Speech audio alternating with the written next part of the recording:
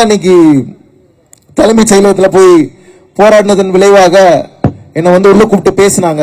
ஆனா என்ன பேசினாங்கன்னு யாருக்குமே சொல்லல அப்படின்னு சொல்றாங்க.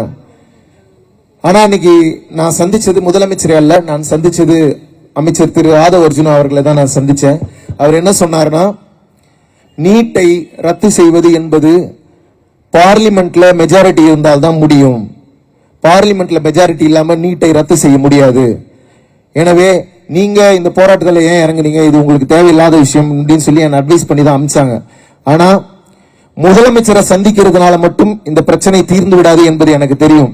இது மக்கள் கையில் எடுக்க வேண்டிய போராட்டம். மக்கள் இதை கையில் எடுத்திருக்கிறார்கள்.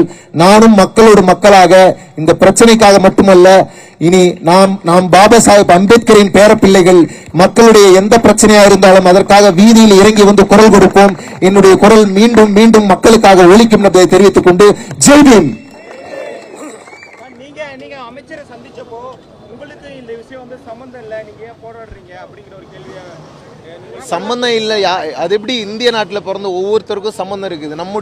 நம்முடைய வீட்டில் இருக்கக்கூடிய குழந்தைகளை நீங்கள் இதுக்காக இப்படி போராட வேண்டியதில்லை. இது எங்களுடைய நிலைப்பாடும் இதுதான் சொன்னாங்க. இது எங்களுடைய நிலைப்பாடு.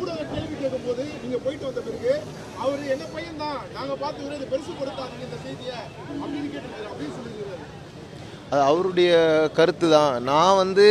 நான் வந்து அனிதாவுடைய அண்ணனா தலைமைச் செயலகத்துக்கு முன்னாடி போய் நின்று குரல் கொடுத்தேன். அம்பேத்கருடைய குரலாக நான் போய் அம்பேத்கருடைய பேரனாக தான் நான் போய் நின்னேன். எனக்கு இளைஞர்களையும் மாணவர்களையும் அடிப்பதை சகித்து கொள்ள முடியாமல் அந்த கோவத்தில் தான் நான் போய் அங்கே நின்று.